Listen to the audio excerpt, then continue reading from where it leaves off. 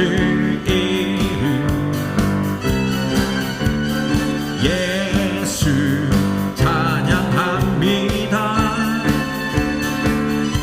뛰어난 위엄의 주 이름은 온 땅과 하늘 외치리. 예수님 하나님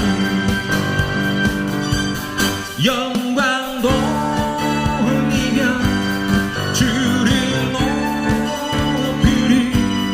존귀 찬양 드리리라. 영광 돌리며 주를 높이리. 존귀 찬양 드리리라. 예수 주께 경배하며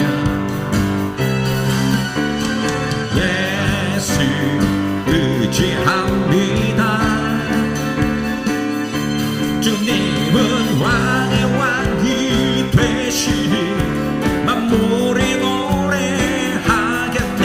예수님 하나님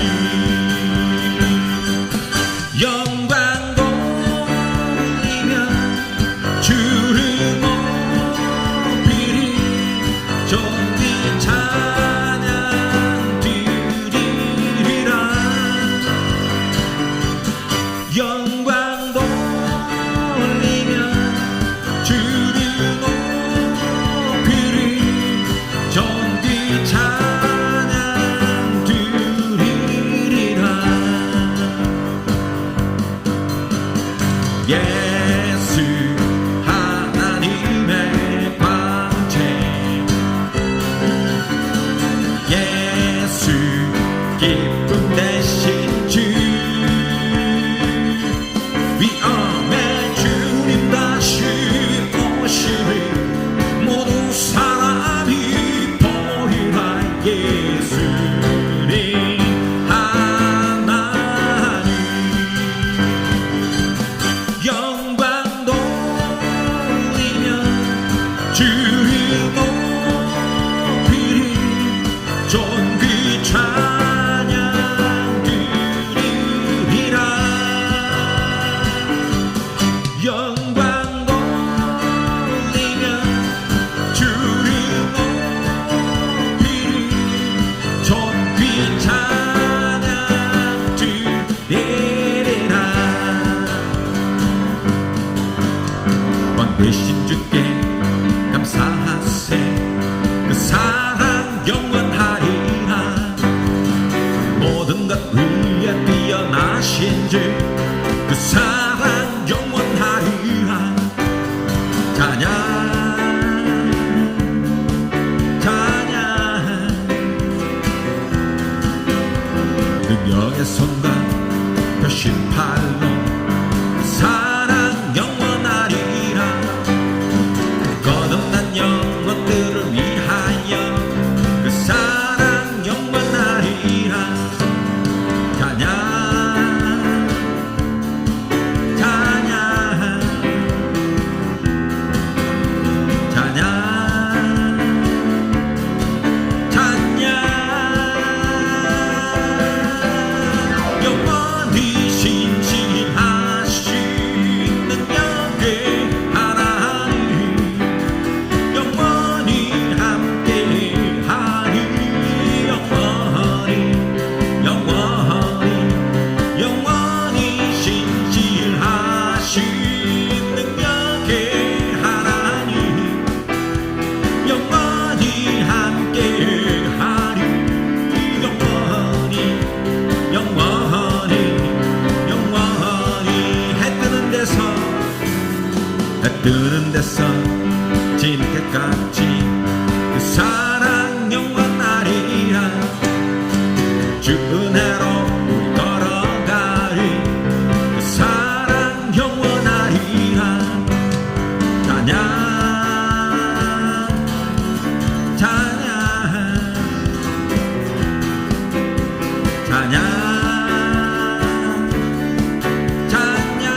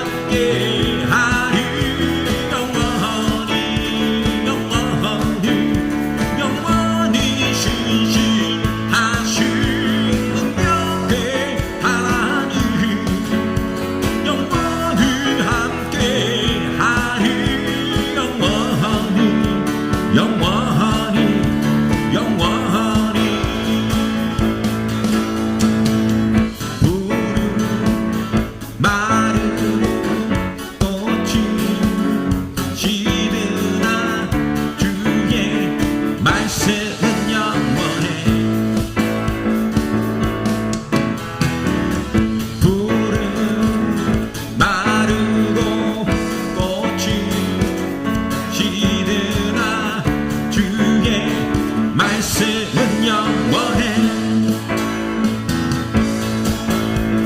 주의 말씀이 믿는 자 그의 구원을 얻으리 주의 말씀이 행하는 자 그의 능력을 보게 되리라 주의 말씀은 영원해 주의 말씀은 영원해 주의 말씀은 영원해 영원해 영원해 다시 한 번 더 푸른 마르고 푸른 마르고 꽃은 시드나 주의 말씀은 영원해 푸른 마르고 꽃은 시드나 주의 말씀은 영원해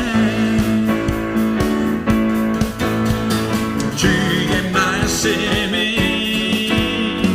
믿는 자 그의 구원을 얻으리 주의 말씀이 행하는 자 그의 능력을 보게 되리라 주의 말씀은 영원해 주의 말씀은 영원해 주의 말씀은 영원해 영원해 영원해 주님 같은 반석은 없도다 찬양받기 합당하신 이름 변치 않으시는 구원의 반석 신실하시고 진실하신 주 주님 같은 반석은 없도다 주님 같은 반석은 없도다 찬양받기 합당하신 이름 변치 않으시는 구원의 반석 신실하시고 진실하신 주 주님 같은 반석은 없도다 만세 반석 예수의 반석 만세 반석 예수의 반석 만세 반석 예수의 반석 주님 같은 반석은 어떠다 다시 한 번 더 주님 같은 반석은 어떠다 주님 같은 반석은 어떠다 찬양받기 합당하신 이름 변치 않으시는 구원의 반석 신실하시고 진실하신 주 주님 같은 반석은 없도다 주님 같은 반석은 없도다 찬양받기 합당하신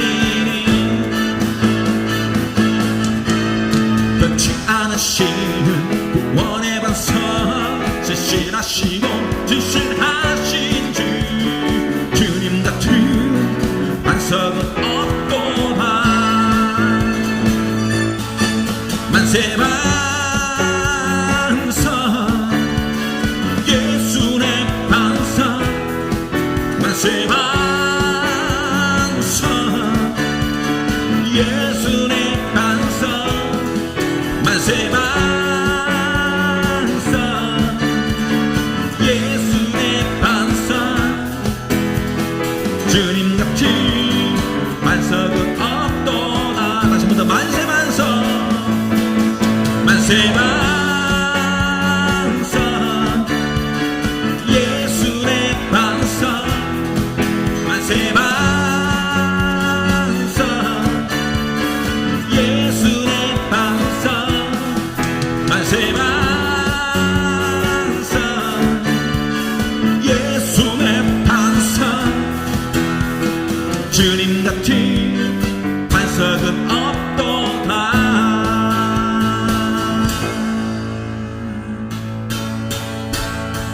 나는 찬양하리라 주님 그 이름 찬양 예수 크신 주 이름 나 찬양하리라.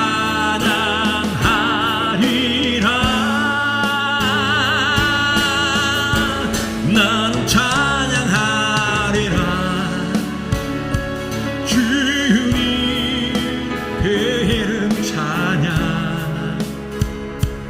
예수 크신 주 이름 나 찬양하리라.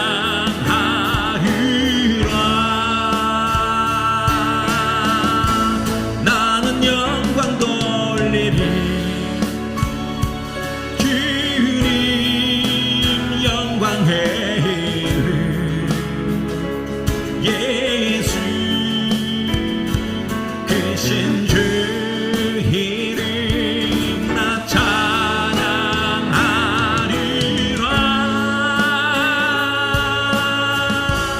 나는 영광 돌리리 주님 영광의 이름 예수 크신 주 이름 나 찬양하리라. 나는 찬양하리라 나는 찬양하리라 주님 그 이름 찬양 예수 크신 주 이름 나 찬양하리라.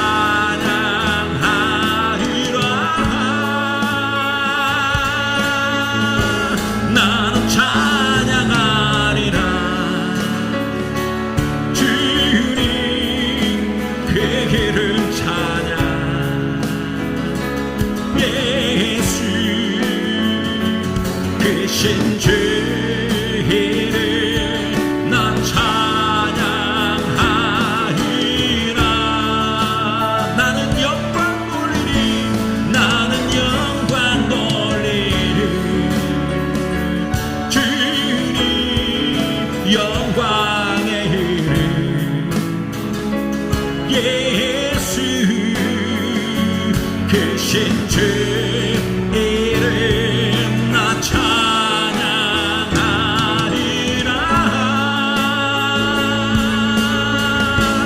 나는 영광 돌리리 주님 영광의 이름 예수 크신 주 이름 나 찬양하리라.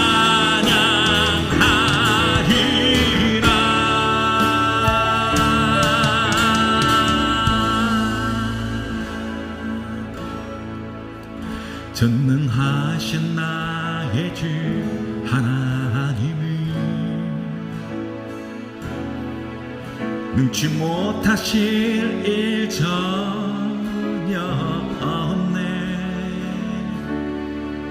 우리의 모든 간구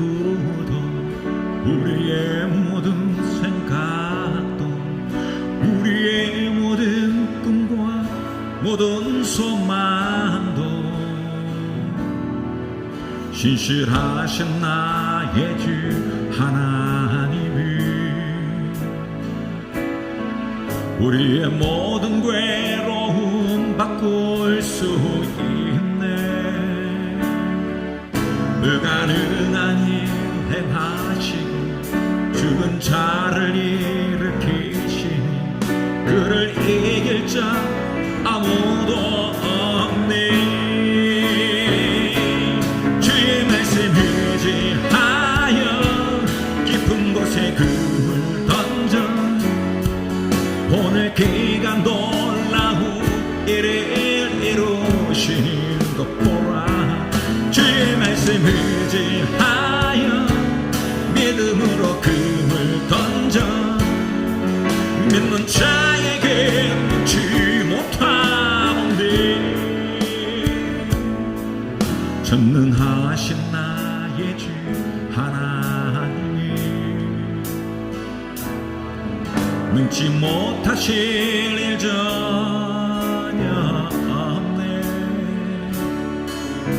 우리의 모든 간구도 우리의 모든 생각도 우리의 모든 꿈과 모든 소망도 신실하신 나의 주 하나님이 우리의 모든 괴로움 바꿀 수 있네. 불가능한 일 행하시고 죽은 자를 일으키시니 그를 이길 자 아무도 없네. 주의 말씀 의지하여 깊은 곳에 금을 던져 오늘 그가 놀라고 일을 이루시는 것 보라. 주의 말씀 의지하여 믿음으로 금을 던져 믿는 자에게 묻지 못하오니 주의 말씀 의지하여 깊은 곳에 금을 던져 오늘 그가 놀라고 일을 이루신 보라.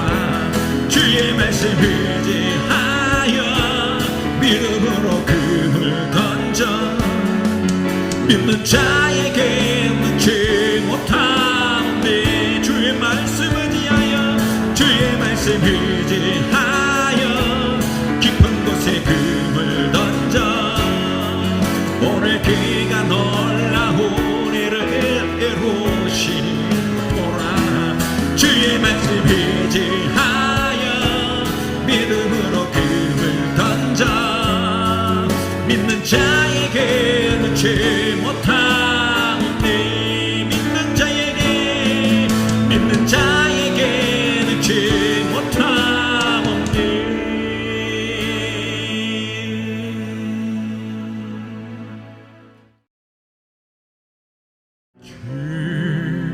주님 다시 오실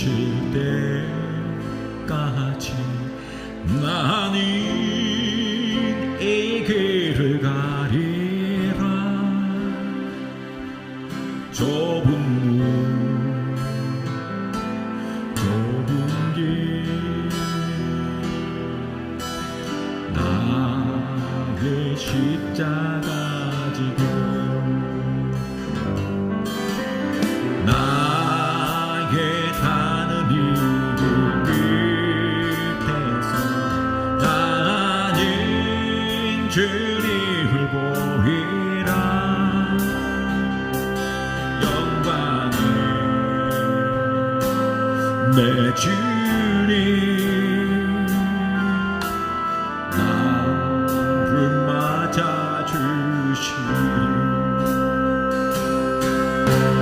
주님 다시 오실 때까지 나는 일어나 달려가리라. 주의 영광 온 땅 덮을 때 나는 일어나 노래하리라.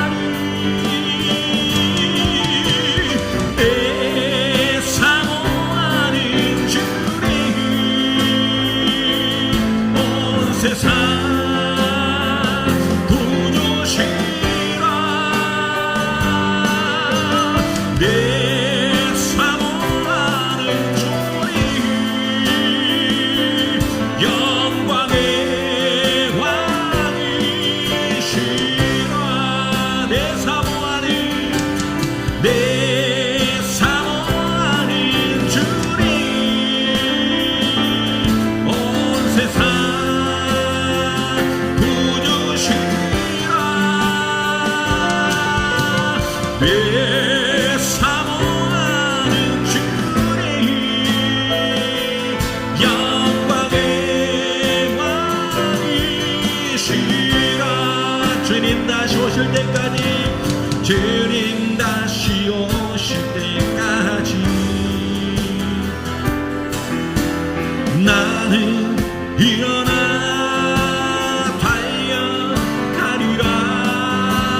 주의 영광 땅 덮을 때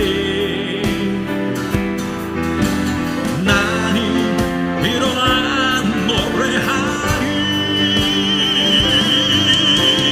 내 사모하는 주의 온 세상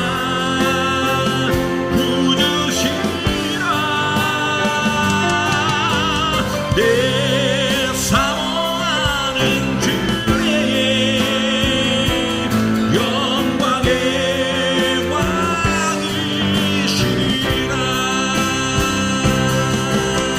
내 사모하는 주의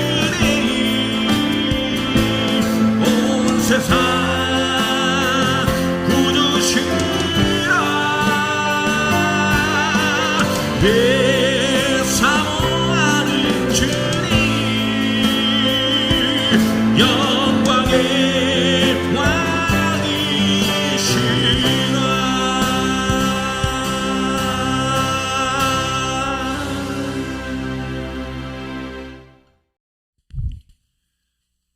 함께 나눌 하나님의 말씀은 사사기 3장 1절로 6절까지 말씀입니다.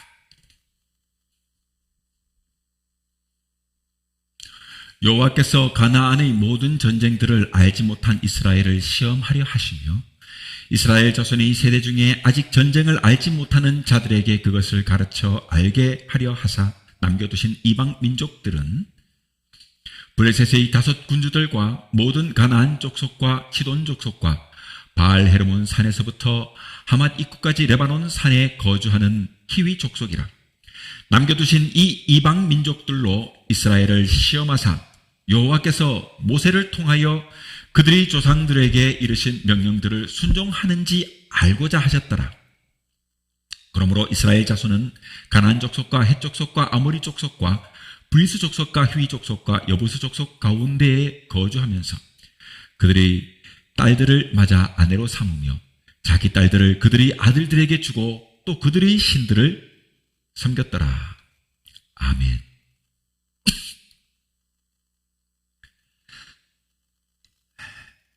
오늘은 사사기 3장 1절에서 6절 말씀을 통해서 가시의 의미라고 하는 제목으로 말씀 함께 나누겠습니다. 귀한 은혜가 있기를 바랍니다. 옛날 선교사들이 한국에 선교로 와서 동네 청년들과 아이들에게 축구를 가르쳤는데 조그만 골문을 이렇게 만들어 놓고 한쪽은 거기에다가 골을 넣으려고 하고 또 다른 한쪽은 거기에 공을 못 넣도록 길을 쓰면서 뛰는 것입니다. 그런데 이것을 지켜보던 갓을 쓴 그 양반들이 말하기를 참 저놈들 어리석은 짓을 한다. 저런 것은 종들이나 시키지 뭐 할 짓이 없어서 저렇게 뻘뻘 땀을 흘리냐 라고 말했습니다. 이 예화는요, 고난의 즐거움을 모르던 그 옛날 구한말의 유교 사회의 한 단편을 보여주는 이야기라고 할 수 있습니다. 어떻게 보면 세상의 모든 스포츠는요, 인간의 고난을 만들어 놓고 즐기는 것입니다.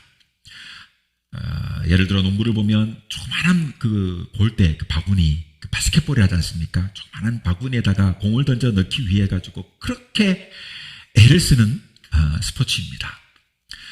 축구도 그렇잖아요, 그죠? 골대가 물론 넓긴 합니다만 그 아주 넓어가지고 한번 차기만 하면 그렇게 공이 막 들어갈 것 같아요, 그죠? 그런데 경기를 보면 뭐 비길 경우도 있고 0대0, 골을 못 넣어 0대0으로 끝나는 경우도 있잖아요, 그죠? 골 넣기 쉽지 않아요. 그런데 공이 들어가면 얼마나 막 자꾸 들어가고 그러면 재미가 없을 것 같아요. 그런데 공이 잘 안 들어가는 거예요. 공을 못 들어가게 여러분 잘 생각해봐요. 그것에 어떻게든지 공을 못 들어가게 막기 위해서 다른 사람들은 다 발로 차는데 골키퍼는 손까지 이용해가지고 막지 않습니까? 그리고 한 명이 골을 몰고 가지만 막는 사람들은 열댓 명씩 막 에워싸잖아요. 그런 가운데 골을 넣으니까 얼마나 힘들겠습니까? 여러분, 어떻게든지 공을 하나 이렇게 넣으면 그 기쁨과 즐거움이 있게 되지 않습니까? 그래서 희열하는 거예요. 선수도 희열하지만 보는 관중도, 응원하는 사람들도 희열하고 난리가 나는 거잖아요. 2002년 월드컵을 생각해 보세요. 저는 그 월드컵 때 정말 가슴 벅찼습니다. 이와 마찬가지로 인생도 여러분, 고난이라는 이 신비 속에서 더 아름다운 삶을 살아가는 거예요. 스포츠처럼 인생도 가시가 없으면 여러분, 가시를 이렇게 만들어 놓고 즐기는 것 아니겠습니까? 또한 우리 인생도 그래요. 여러분, 지금도 우리가 이 땅을 살면서 여러분 가운데 인생의 어떤 가시를 가지고 살아가고 있지는 않느냐 하는 것을 스스로에게 되물어 보고자 합니다. 어떤 분들은 열심히 일을 해가지고 돈을 모았어요. 그래서 조금 이제 뭐 잘 살아보려고 하는데 돈을 좀 모아가지고 그냥 몸에 질병이 찾아와가지고 고통을 당하는 것입니다.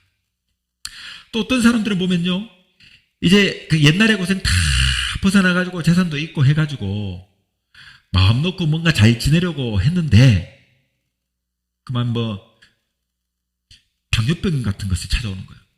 여러분, 이 당뇨병 찾아오면은 당을 못 먹잖아요, 그죠? 그러니까 산의 진미 이걸 막 쌓아놓고 보고도 먹고 싶어도 먹지 못하는 거예요. 그런 처지가 되는 것입니다. 아마 이런 여러 인생의 삶 중에 대부분, 아마도 여러분 대부분의 사람들은 자식들도 다 잘 자라고 모든 것이 다 좋은데 뭐 대부분은 우리는 어때? 우리 같은 소시민들은 대부분 돈이 없어서 오히려 걱정하는 그런 사람들이 대다수가 아니겠습니까? 자, 아무튼 그래서 이런 사람들은 이런 가시, 저런 사람들은 또 저런 가시, 인생에 여러분 각양각색의 가시들이 우리들에게 붙어 있는 거예요.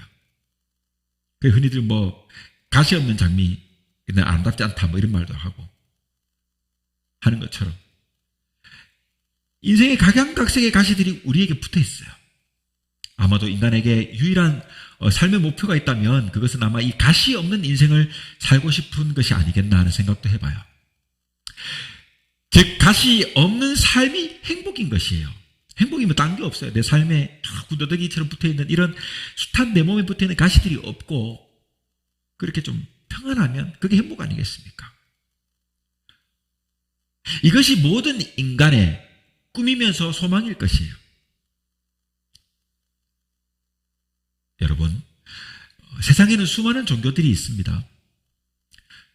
만약 누가 저에게 이 종교가 생긴 여러 이유가 있다고 하고 그 중에 꼭 한 가지 꼽으라고 저에게 말한다면 그것은 아마 인생에 붙어있는 이 가시로 인하여 종교가 생겼다고 말할 것 같아요. 많은 사람들은 종교를 진통제로 생각합니다. 인생에 가시가 있고 고난과 역경이 있으면 진통제 하나 맞으면 고통이 사라지듯이 어떤 종교가 있고 그 종교에 가면 그렇게 가서 빌면 인생의 고통과 가시가 사라지리라고 그렇게 생각하고 있는 거예요. 여러분, 왜 기도합니까? 나는 안 되고 할 수 없는데 기도를 하면 나보다 능력이 많으신 하나님께서 들어주신다. 그러니까 나의 한계를 알고 그 한계 때문에 나보다 능력 많으신 하나님께 기도하는 것 아니겠습니까? 그렇게 비는 것 아니겠어요? 물론 그렇게 우리가 예수 믿는 의미가 있는 것은 아니에요. 그보다 더 높은 고차원적인 의미가 있습니다만, 그러나 우리가 삶을 살면서 최소한 우리가 기도하는 그 기도의 의미도 주님과 동행이라고 말하고 주님과 함께 하는 삶이라고 말하지만 그 깊은 내면을 보면 사실 인간인지라 우리 약함이 있기 때문에 기도함으로써 나보다 능력 많으신 하나님을 의지하는 것 아니겠냐 하는 것입니다. 그러니까 이렇게 어떤 종교에 가서 빌면 인생의 고통과 가시가 사라지리라고 생각하는 거예요. 그런데 여러분, 성경은 우리가 하나님께 나아가면 하나님께서 우리 인생에 붙은 이런 가시를 다 없애준다고 말하지 않습니다. 우리가 하나님 앞에 나아가면 인생에 붙어있는 이 가시의 의미를 우리로 하여금 알게 해서 인생의 가시가 있음에도 불구하고 능히 승리하며 인생의 고난과 가시를 이기며 살아가는 능력 있는 삶을 우리에게 가르쳐주고 있는 거예요. 가시가 다 사라진 게 아니라 그 가시가 왜 있는가에 대한 의미를 깨달아가면서 그렇게 하기 위해 성경은 말하고 있다는 거예요. 살아가는 의미가 있다. 좋아요, 여러분. 하나님을 섬기는 우리에게도 여러분 가시가 붙어 있어요. 믿는 사람이라고 왜 가시가 없겠습니까? 우리가 믿음의 눈으로 가시 하나하나의 깊은 의미를 발견하게 되면 그 가시가 있음에도 불구하고 어떻게 돼요? 우리는 가시가 돋친 장미처럼 아름다운 인생의 꽃을 피우는 거예요. 그 장미 한 송이가 가시가 있으니까 그냥 꺾으면 따구워요. 찔린단 말이에요. 저희 어릴 적에 제가 살던 집 옆에 노란 장미를 심어놨어요. 저는 빨간 장미보다 노란 장미가 그렇게 이쁘더라고요. 그 노란 장미가 참 슬퍼하는데 얼마나 예쁜지 몰라. 여름이 되면. 그런데 보면 가시들이 많고 거기에 보면 진드기도 있고 막 그래요. 이런 가시가 그 장미에 붙어 있지만 아름다운 인생의 꽃이 피운 것처럼 장미에 꽃이 피운 것처럼 우리 인생도 가시가 있음에도 불구하고 아름답게 된다. 인생의 가시는 우리에게만 있는 것이 아니에요. 하나님을 잘 섬기고 믿는 믿음의 사람들이 있을 뿐 아니라 하나님을 섬기고 살아왔던 저 이스라엘 오늘 성경 함께 읽었던 백성들에게도 이런 가시는 끊임없이 따라다녔어요. 이 이스라엘 백성들은 우리가 잘 알다시피 이집트에서 430년을 종살이하며 살았어요. 그리고 그들이 광야를 출애굽을 한 이후에 광야를 무려 40년 동안 떠돌이 생활을 했습니다. 이스라엘 백성들은 꿈에도 그리던 그 약속의 땅에 들어갔지만 거기에는 다른 족속들이 이미 터를 잘 잡고 있었어요. 그러니 여호수아를 중심으로 이스라엘 백성들은 요단강을 건너자마자 가나안 땅에 살고 있던 이 원주민들을 쫓아내기 시작했어요. 그에게 성을 무너뜨리고 우리 잘 아는 그 큰 성 여리고성도 격파하지 않습니까? 가나안 땅에 살고 있는 이스라엘 백성의 원수들을 많이 그들은 몰아냈습니다. 가나안의 많은 부족들이 그러나 여전히 그곳에 그대로 가나안 땅 곳곳에 살고 있었어요.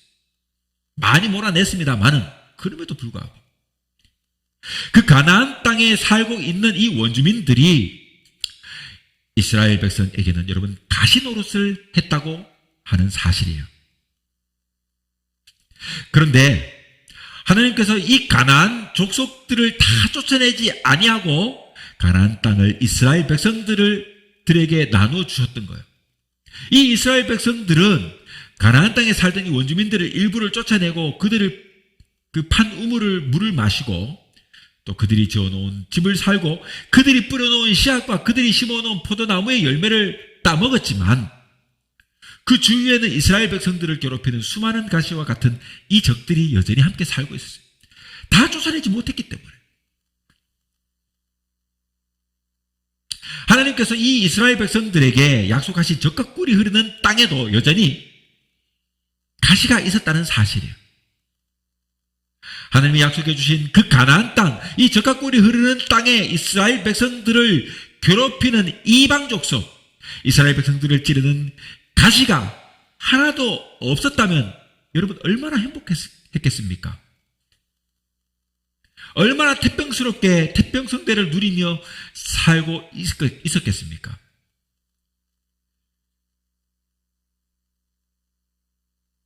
여러분, 왜 하나님께서는 하나님을 섬기는 이 이스라엘 백성에게도 가시와 같은 이방 대적들을 다 쫓아내지 아니하시고 부분적으로 남겨두셨을까요?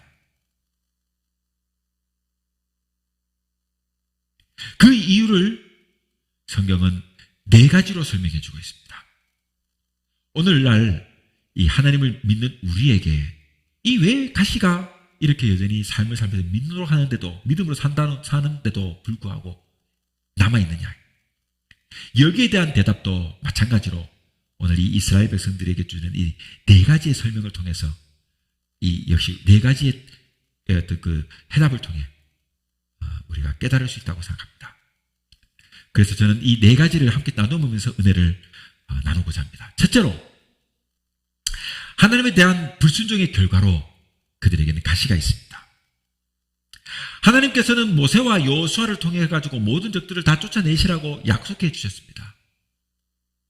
하나님께서는 모세에게 너희들이 가나안 땅에 들어가면 거기에 너희들이 대적들이 있을 터인데 1년 동안에 하나하나 쫓아내 주리라 약속했단 말이에요.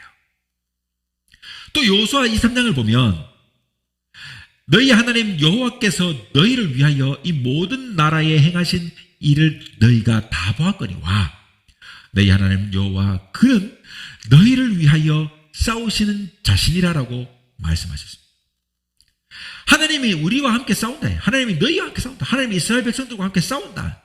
심지어 모세에게는 1년에 한 족속씩 쫓아주겠다 약속했단 말이에요. 그런데 이렇게 말씀하신 반면에 다음과 같은 말씀도 하셨어요. 그러나 만약 너희가 하나님을 멀리하고 그 민족들을 가까이 하고 그들의 신을 너희에게 섬기면 그들이 너희에게 볼모가 되고 덫이 되고 너희 옆구리에 채찍이 되며 너희 눈에 가시가 되리라 라고도 말씀하셨어요. 그런데 이스라엘 백성들이 가나안 땅에 들어가 가지고 하나님의 명령을 어기고 어떻게 했습니까? 가나안 원주민들이 섬기는 우상을 섬겨요. 바알신을 섬기기 시작합니다. 그래서 하나님께서 약속하신 대로 가나안 땅에 남아있는 이방족 속으로 이스라엘을 심판하리라 라고 약속하신 심판이 그대로 이스라엘 백성들이 이루어진 거예요. 이스라엘 백성들이 가나안 땅에 들어가 가지고 하나님을 저버린 이유는 여러분 간단해요.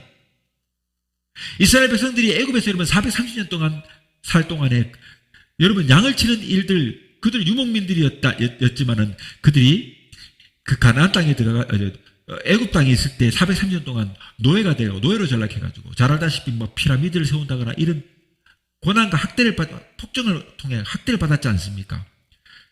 그러다 보니까 또 그들이 또 그전에는 또 유목생활을 했던 유목민들이었고 이러다 보니까 광야 또 40년 동안 살 때에는 농사 짓는 법이 없었어요. 그냥 만나를 메추라를 주는 대로 먹으면서 그 은혜대로 살았단 말이에요. 그런데 이들이 가나안 땅에 딱 들어가니까 그리고 토지를 받으니까 농사 짓는 법을 몰라요. 그러니까 그들이 가나안 원주민들을 찾아가니까 농사 짓는 법을 가르쳐 준다고 하는 거예요. 쫓아내려고 하니까 덜컥 협상하는 거예요. 아, 너희들에게 농사 짓는 법을 가르쳐 주겠다. 우리 좀 살려달라. 뭐 이런 거 아니겠습니까? 그러니까 농사 짓는 법을 배우니까 농사 짓는 법만 배우게 된 게 아니라 그곳의 풍습을 받아들이게 되고 마침내는 하나님을 저버리고 그들이 섬기던 농사의 신들, 풍요의 신, 이런 바알과 아세라를 섬기게 된 거예요. 그래서 그 결과 사사기 2장 3절에 보면은 그러므로 내가 또 말하기를 내가 그들을 너희의 옆구리에 너희 앞에서 쫓아내지 아니하리니 그들이 너희의 옆구리에 가시가 될 것이며 그들의 신들이 너희에게 올무가 되리라 라고 하나님께서 말씀합니다.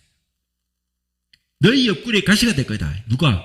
쫓아내지 않은 이방 족속들이 너희에게 올무가 될 것이다. 그러니 여러분 우리들에게 붙어있는 이 가시를 어쩌면 우리가 과거부터 살아온 인생의 결과로 생긴 것일 수 있습니다.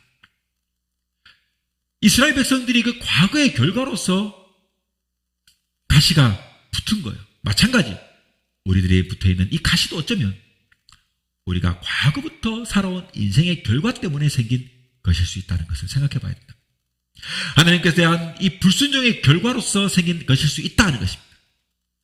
그러기에 우리의 몸과 인생에 가시가 붙어 있다고 한다면 우리는 지나온 우리 인생을 깊이 생각해 보아야 해요. 왜 내 인생에 나를 찌르는 가시가 붙어 있을까? 내 인생에 붙은 이 가시는 하나님을 떠나 살았던 삶의 결과가 아닌가? 라고 생각해 봐야 합니다. 그렇다면 우리는 진실로 회개하고 마침내 하나님 품 안에 안기는 계기로 삼아야 한다 하는 거예요. 자, 둘째로 본다면 하나님의 백성을 시험하기 위함입니다. 사사기 2장 21절에 보니까 나도 여호수아가 죽을 때 남겨둔 열국을 다시 그들 앞에서 하나도 쫓아내지 아니하리니 라고 하셨어요. 또 사사기 3장 4절 말씀 보니까 오늘 읽은 본문이죠. 남겨두신 이 열국으로 이스라엘을 시험하사 여호와께서 모세로 그들의 열조에게 명하신 명령들을 청종하나 알고자 하셨더라 라고 하셨어요. 이스라엘을 시험하기 위해서, 하나님을 잘 믿나 잘 믿지 않는가 하나님께서 시험하시기 위하여 이스라엘 백성들을 괴롭히는 이 가시를 적과 꿀이 흐르는 땅에 두셨다 하는 거예요. 우리들에게 가시가 있는 이 두 번째 이유가 바로 우리들로 하여금 하나님을 더 잘 섬기라고, 더 순종하며 하나님의 말씀대로 살라고 하나님께서 주신 것입니다. 하나님께서 아브라함의 믿음을 시험하시기 위해 가지고 그 아들을 제물로 드리라고 했던 것 아니겠습니까? 아브라함은 이 시험에 빠져가지고 하나님을 저버리지 않고 오히려 어떻게 했습니까? 이런 것을 통해 가지고 이삭을 바치라고 하는 그 말을 통해 가지고 순종함으로써 어떻게 해요? 아름다운 믿음을 고백하는 기회로 삼았어요. 그래서 믿음의 아버지가 된 거예요. 욥의 믿음을 보십시오. 욥의 믿음은 어떤 믿음입니까? 하나님께서 시험하기 위하여 엄청난 인생의 가시를 그에게 허락했지 않습니까? 목숨을 제외한 모든 고통이 있었어요. 병이 들고 자식이 죽고 부인은 도망가 버리고 최악의 인생의 상황을 맞았어요. 인생의 이 험난한 가시를 맞았습니다. 맞닥뜨렸어요. 그러나 그는 그 입술로 하나님을 저주하지 않았습니다. 하나님을 더 열심히 섬기라고 주신 것이 여러분 마찬가지로 우리 인생의 가시의 의미다는 것을 기억해야 돼요. 이 세상에서 가장 어리석은 자는 하나님을 잘 섬기라고 주신 그 가시 때문에 하나님을 저버리는 사람이에요. 어쩌면 이런 사람들은 저주받은 인생입니다. 교회를 잘 다녔는데 지금은 교회를 안 다니고 떠나버렸어요. 교회도 끊어버렸다. 요즘 학생들 학원 나가다가 간두면 물어보면 학원 다니냐면 학원 끊었어요. 끊어버렸다. 하나님을 잘 섬기다가 하나님을 끊어버렸어요. 교회를 끊어버렸어요. 어쩌면 저주받은 인생입니다. 신명기 8장에 보면 하나님께서 이스라엘 백성을 통해 이스라엘 백성으로 그 광야의 길을 걷게 하시고 또 이스라엘 백성들을 낮추시고 이스라엘 백성들을 시험하시고 이스라엘 백성들로 하여금 때로는 굶주리게 하시고 이스라엘 백성들에게 이 세상 그 누구도 먹어보지 아니한 그 만나를 먹이신 이유를 뭐라고 말하고 있냐면 사람이 떡으로만 사는 것이 아니요 하나님의 입에서 나오는 모든 말씀으로 산다는 것을 가르쳐주기 위함이라고 말씀하고 있어요. 그 광야의 굶주림이 그래서 있는 거예요. 마귀가 예수님을 유혹할 때 40일 굶주린 예수님께 유혹할 때 뭐라 했습니까? 그때 예수님 말은 사람이 떡으로만 사는 것이 아니라 하나님 입에서 나오는 모든 말씀으로 산다. 이것을 시험하기 위해서 이스라엘 백성들에게 광야에서 시험하고 굶게 하시고 마실 물이 없게 하시고 굶주리게 하신 거예요. 마찬가지 여러분. 아무 의미를 알지 못하는 그러한 가시가 여러분 우리 가운데 붙어 있다면 하나님 앞에 더 깊이 나아가는 기회로 삼아야 되는 거예요. 그런 사람이 복이 있는 거예요. 인생의 역경과 고난과 환난의 가시를 만나면 그것을 통해 가지고 더 우리의 믿음이 더 아름다워지게 하는 계기로 삼아야 되는 것인데 그것을 참지 못하고 이겨내지 못하고 떠나버리면 저주받은 인생이 되어버리는 거예요.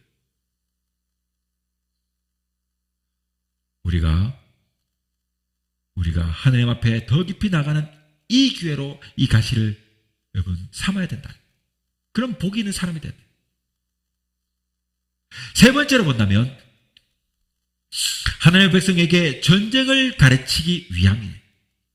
오늘 본문을 읽어보니까 이 세대가 어떤 세대냐면 이스라엘 세대 중에 아직 전쟁을 알지 못하는 사람들에게 전쟁이 무엇인가를 알게 하시려고 이방 민족을 쫓아내지 아니했다고 오늘 읽은 본문 1, 2절에 말하고 있습니다.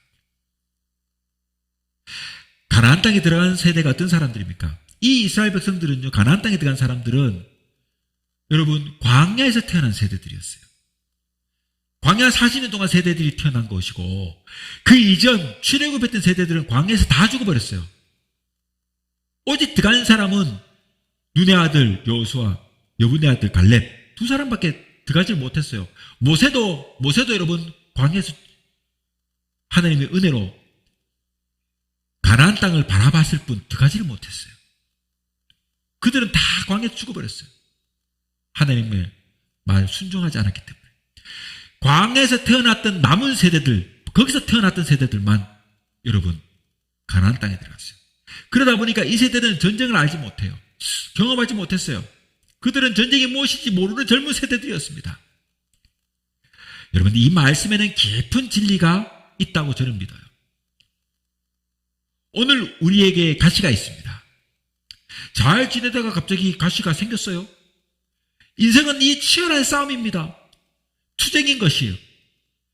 여러분 하나님께서는 인생은 싸움이다, 투쟁이라는 것을 가르치기 위함입니다. 인생은 언제나 콧노래를 부리면서 사치로이 사는 그런 것이 아니에요. 이것을 가르치게 주시기 위한 거예요. 여러분 인생이 쉬운 것이 아니에요. 우리의 삶이 결코 쉬운 것이 아닙니다. 희낙낙해가지고 살아가는 인생이 아니에요. 재미로 인생을 사는 것도 아니에요. 인생에 낙이 없으니까 풍요롭고 가진 거 많아가지고 할 게 없이 낙이 없으니까 뭐합니까? 마약에 손을 대고 갑질해가면서 오망방자하게 살지 않습니까? 있는 사람들이 다 하지 않습니까? 여러분 인생이 그런 것이 아니에요. 재미로 사는 인생이 아니라는 것을 하나님께서 보여주고 있는 거예요.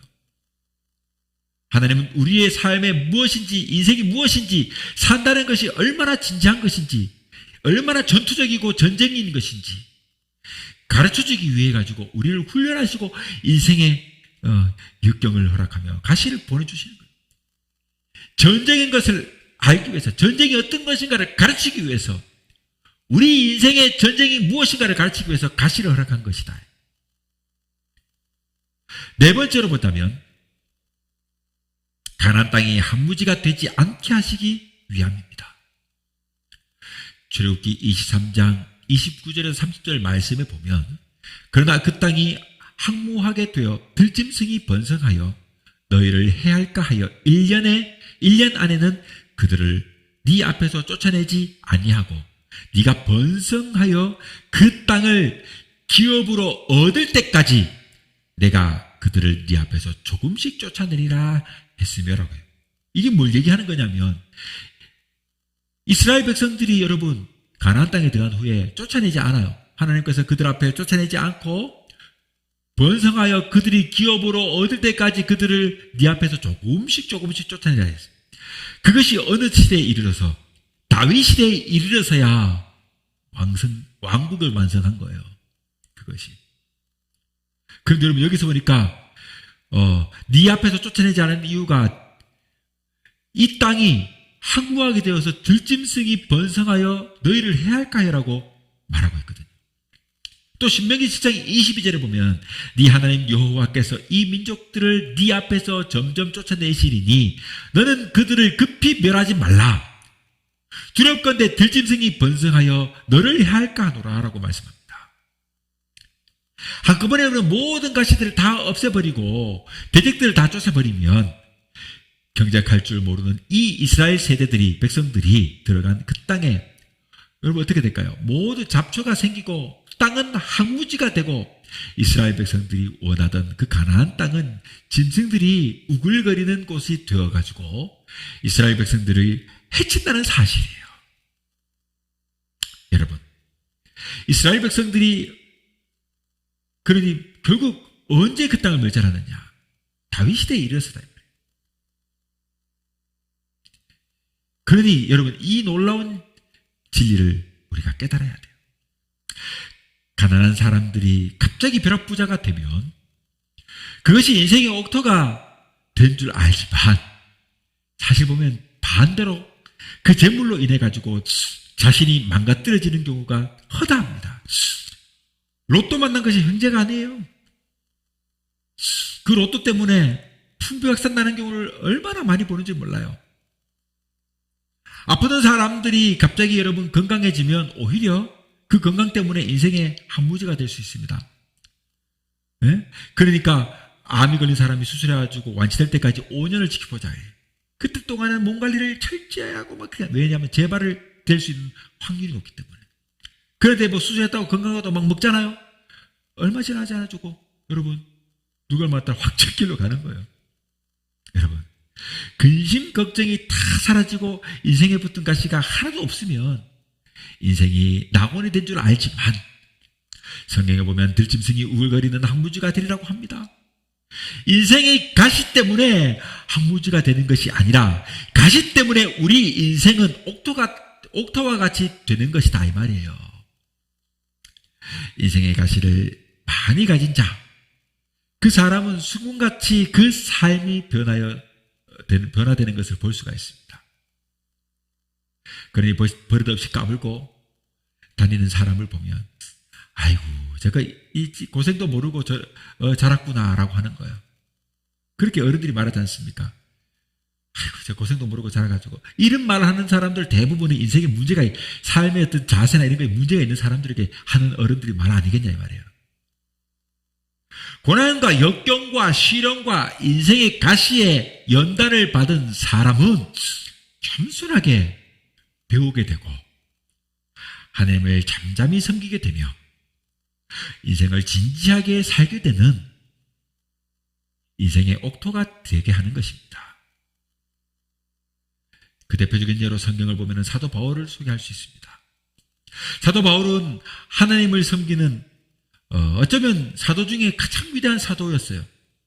그러나 사도 바울의 인생에는 말로 형용할 수 없는 인생의 삶에 지르는 가시가 있었어요. 여러분 잘 알지 않습니까? 여러분 사도 바울은 그 가시만 없어지면 그 자기 인생이 천국이 될 줄 알고 하나님이시오. 이 가시를 제거해 주시옵소서 라고 하나님께 3번이나 간절히 기도했습니다. 혹자는 그의 머리에 병이 있다. 그래서 어떤 사람은 아마 그가 간질이었다라고 말하는 사람도 있어요. 어쨌거나 그에게는 말하지 못할 이 머리에 병이 있었습니다. 그러나 하나님께서는 그가 그렇게 간절히 3번을 기도했습니다만은 그러나 하나님께서는 그에게 놀라운 응답을 해줬어요. 바울아, 너에게 붙어있는 그 가시 때문에 내 능력이 네 속에 머물러 있다. 그래서 바울이 이 놀라운 진리를 깨닫고 나서 이렇게 고백합니다. 나는 이제 나의 약한 것과 능욕당하는 것과 내 가난한 것과 내 핍박받는 것과 내가 곤란당하고 환난당하는 것을 나는 자랑한다. 왜냐하면 내가 약할 때 그때에 곧 하나님이 강하시니라. 그러니 한마디로 우리 인생에 붙은 이 가시들은 우리 인생을 더 풍성하게 하고 이웃을 바라볼 때 그 이웃의 심정을 알게 하고 또 다른 사람의 마음을 헤아리게 되고 고난당하는 사람을 위로할 수 있게 되고 그렇게 됨으로 하나님을 섬기게 하는 놀라운 은혜가 되는 것입니다. 이제 말씀을 맺겠습니다. 우리 인생에 붙어있는 가시는 어쩌면 우리 삶에 대한 하나님의 심판이요 또 그 결과일지는 모르겠어요. 일지도 몰라요. 물론. 그러나 분명한 것은 우리 인생에 이 가시가 있으므로 인생의 옥토가 된다는 사실을 기억합시다. 인생의 가시가 다 제거되면 우리 심령과 삶 속에 들짐승이 우글거리고 황폐하게 되고 그렇기 때문에 인생을 옥토로 만드시기 위해 가지고 하나님께서 때로 이 고난이라고 하는 가시를 사용하신다는 것을 우리는 기억해야 됩니다. 이제 우리는 이 고난의 의미와 가시의 의미를 깨달아서 그러므로 하나님 앞에 더 능력 있고 더 복된 삶을 살아가는 우리 모두가 될 수 있기를 주님의 이름으로 축원합니다.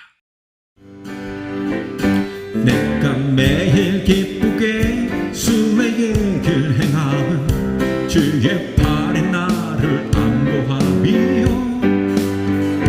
내가 주의 큰 복을 받는 참된 비결은 주의 영이 함께함이라. 성령이 계시네 할렐루야 함께하시네. 좁은 길을 걸으며 밤낮 기뻐하는 것 주의 영이 함께함이라. 전에 죄에 빠져서 평안함이 없을 때 예수 십자가에 공로 힘입어 그 발 아래 엎드려 참된 평화 얻음은 주의 평이 함께함이라. 성령이 계시네 할렐루야 함께하시네. 좁은 길을 걸으며 밤낮 기뻐하는 것 주의 영이 함께함이라. 세상 모든 정욕과 나의 모든 욕망은 십자가에